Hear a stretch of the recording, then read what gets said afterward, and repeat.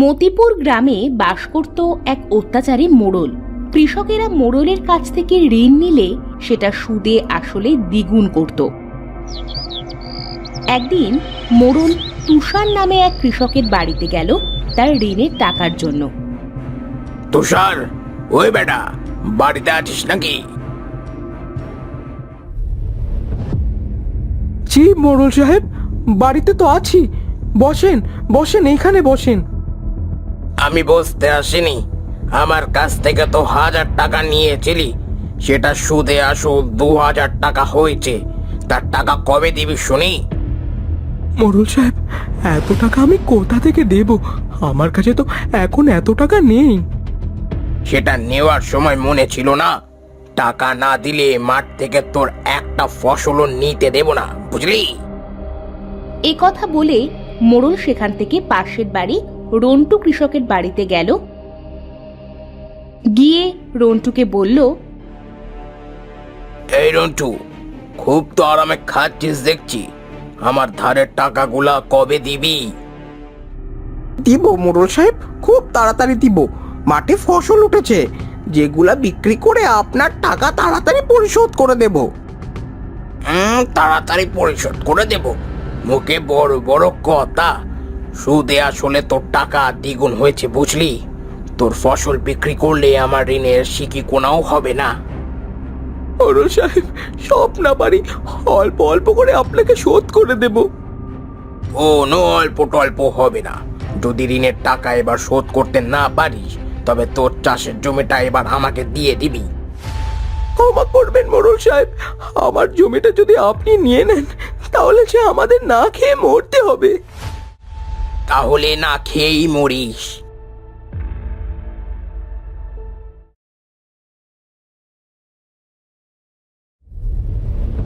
এভাবে মোড়ল যাদের কাছে ঋণের টাকা পাবে সবার বাড়িতে গেল। পরের দিন তুষার ও রন্টু মাঠে গিয়ে একে অপরের সাথে ঋণের টাকার কথা বলে দুঃখ করছিল। এমন সময় সেখানে দীনেশ এসে বলে, কিরে ভাই রন্টু, তোদের মুখটা এমন ফ্যাকাশে দেখাচ্ছে কেন? কি হয়েছে? বউয়ের সাথে ঝগড়া করেছিস নাকি? না রে ভাই, কাল মোড়ল সাহেব গিয়েছিল বাড়িতে, তার কাছ থেকে ঋণ নিয়ে গত বছর ঘরটা করেছিলাম, আর আজ এসে বলছে সুদে আসলে নাকি ঋণটা দ্বিগুণ হয়েছে। হ্যাঁ ভাই, আর বললো যদি এবছর আমরা ঋণের টাকা শোধ না করি তাহলে আমাদের চাষের জমিটা নিয়ে নেবে। দিন দিন মোড়লের অত্যাচার গ্রামে বেড়েই যাচ্ছে। আমাদের সবাইকে এর একটা বিহিত করতেই হবে। ঠিক বলছো ভাই, না হলে এই মোড়ল তো এক সময় আমাদের পায়ের নিচে পিষে মারবে। আমার কাছেও গিয়েছিল মোড়ল, আমার চাষের জমিটা সে কিনতে চায়, কিন্তু আমি সোজা না বলে দিয়েছি। খুব ভালো করেছো ভাই, তোমার জমিটা একবার নিতে পারলে কিন্তু আর টাকা দেবে না। আমি কি এত বোকা নাকি? তোরাও কোনো চিন্তা করিস না, আমরা গ্রামের সবাই এক হয়ে মোড়লের বিরুদ্ধে প্রতিবাদ করব। এখন তোরা বাড়ি যা। সবাই যে যার মতো বাড়ি ফিরল।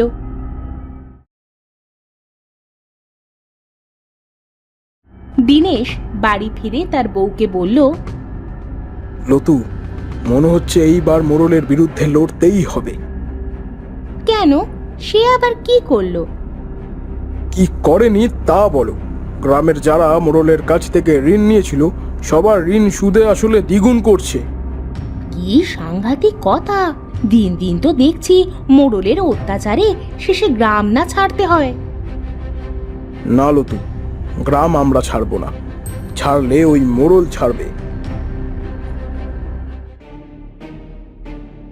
এদিকে মোড়ল বাড়ি ফিরে তার বউকে বলল, বুঝেছ কিন্নি, যাদের কাছে এবার ঋণের টাকা পাবো সবাইকে ধমকি দিয়ে এলাম। তাই নাকি? তা কি বলে এলে শুনি?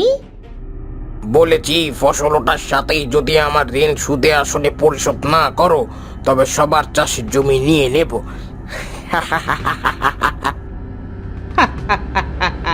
তাই নাকি?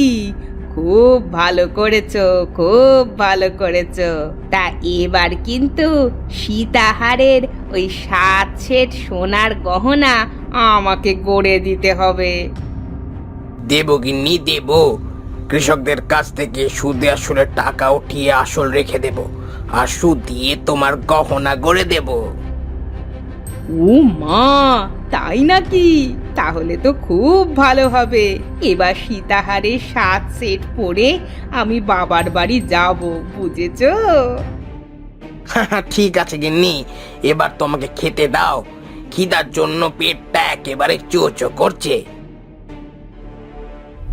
এদিকে দিনেশ গ্রামের সবাইকে নিয়ে মোড়লের বিরুদ্ধে কথা বলছিল। শোনো ভাইরা, আমাদের মাঠের ফসল তো আর 2-1 দিনের ভেতরেই উঠে যাবে। ফসল ওঠার সাথেই মোড়ল কিন্তু বাহানা করে আমাদের ফসল হাতানোর চেষ্টা করবে। আমরা গ্রামের মোড়লের অত্যাচার আর সহ্য করব না। এবার থেকে একটা ফসলও আমরা মোড়লকে দেব না। দিনেশের মোড়লের বিরুদ্ধে প্রতিবাদ করার কথাটা মোড়লের কানে গেল। সে তো বাড়িতে হুঙ্কার ছাড়ল। চাষির বাচ্চা চাষি, এত বড় সাহস! তুই আমার বিরুদ্ধে প্রতিবাদ করিস? তুই সোজা হয়ে দাঁড়াবার আগেই তোর মাজাটা আমি ভেঙে দেব। পরের দিন মোড়ল কিছু মানুষ নিয়ে গেল দিনেশের বাড়ি। দিনেশ, এই দিনেশ, বলি বাড়িতে আছিস?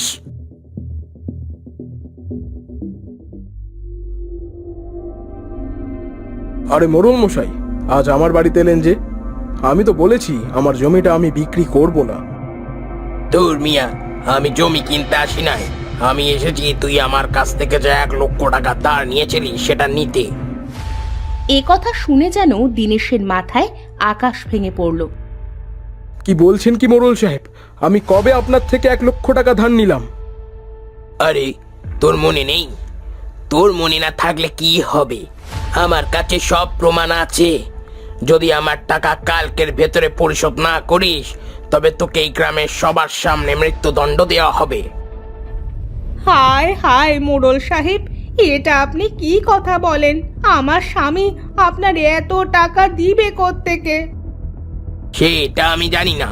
কাল সকালের ভেতরে যদি আমার টাকাটা না পাই, আমার কিছু লোক এসে দিনেশকে নিয়ে যাবে। নিয়ে যাবে মানে? কোথায় নিয়ে যাবে? ওই পুকুর পাড়ে আম গাছের তলায়। ওই কাটিয়ে দিনেশের গলায় ফাঁস দিয়ে মৃত্যুদণ্ড দেয়া হবে। এ কথা বলে দিনেশের বাড়ি থেকে মোড়ল চলে গেল। সারা গ্রাম দিনেশের মৃত্যুদণ্ডের কথা ছড়িয়ে পড়ল।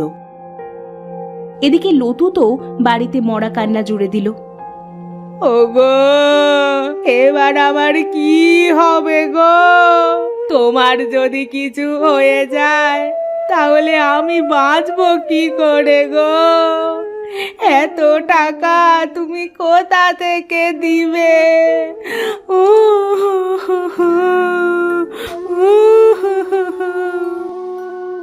কেঁদো না লতু, আমার কিচ্ছু হবে না। এমন সময় তাদের সামনে একটা বুড়ি এসে হাজির হলো। বুড়িটা লতুকে সান্ত্বনা দিয়ে বলল, কাঁদিস না লতু, আমি থাকতে দিনেশের কিচ্ছু হতে দিব না। তুমি তুমি আমাদের নাম জানো? তোদের নাম ধাম আমি সব জানি। কাল যখন মোড়ল দিনেশের মৃত্যুদণ্ড দিতে যাবে, তখন দেখিস মোড়লের অবস্থা আমি কি করি।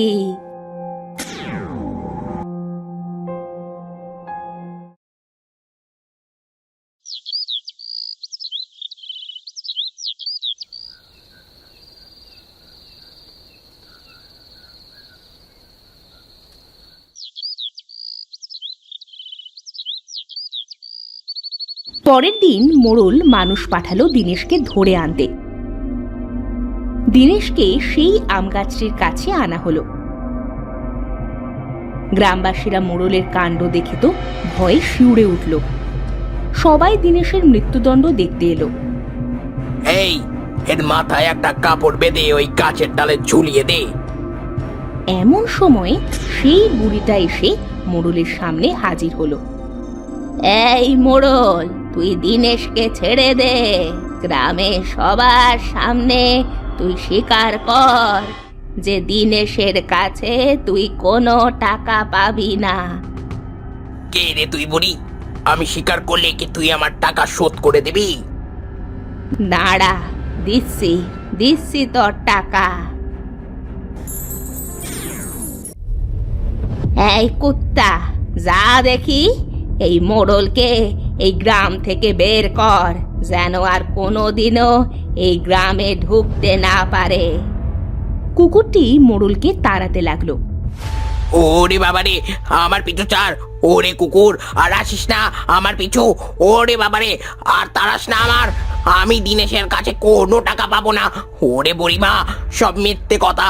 আমি কোনো টাকা পাবো না, আমাকে ছেড়ে দিতে বলো। ওরে বাবারে। বুড়িমা, তুমি কে গো? আমাকে এভাবে বাঁচালে? আমি আম বুড়ি, আমি এই আম গাছেই থাকি, সেই জন্যই তো দিনেশকে বাঁচালাম।